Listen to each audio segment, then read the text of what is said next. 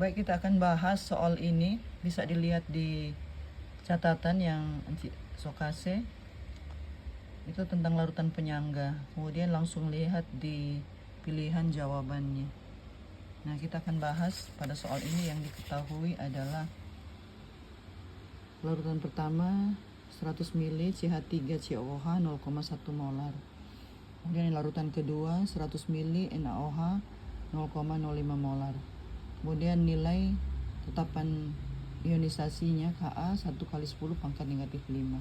Pertama yang kita cari dulu, hitung mol awal pereaksi. Ini dihitung dengan rumus N sama dengan volume kali molaritas. Dia dari rumus ini molar sama dengan mol per liter, kemudian mol berarti sama dengan molar kali volume. Dalam soal ini volumenya dalam mililiter, sehingga nanti dihasilkan molaritasnya itu sama dengan milimol.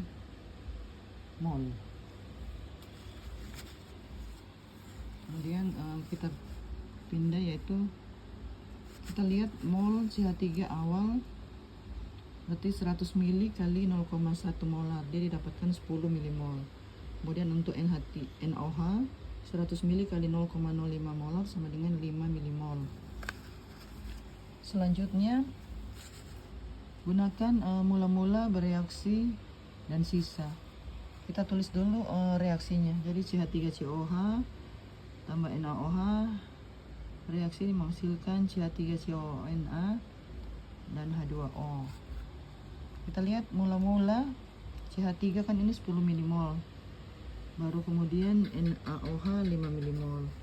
Kemudian pada saat bereaksi kita gunakan yang terkecil di sini adalah mol dari NaOH, sehingga karena koefisiennya sama semua kita gunakan 5 milimol. Jadi yang bereaksi CH3COH 5 milimol, NaOH 5 milimol, yang dihasilkan CH3CONa 5 milimol.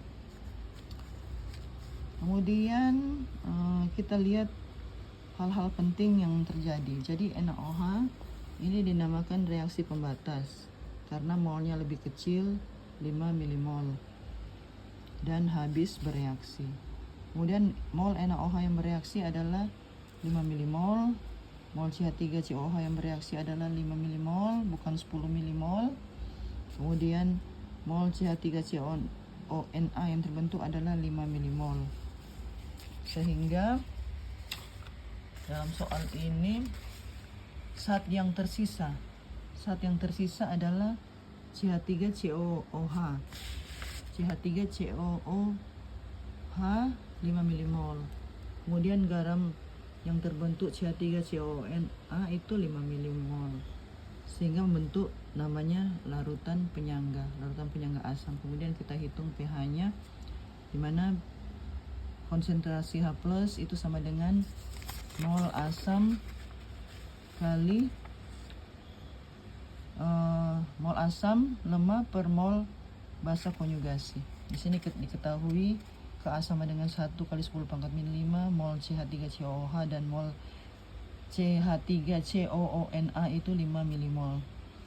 Kemudian dimasukkan dalam rumus sehingga tinggal 5 per 5 itu 1. Jadi tinggal tersisa 1 kali 10 pangkat min 5.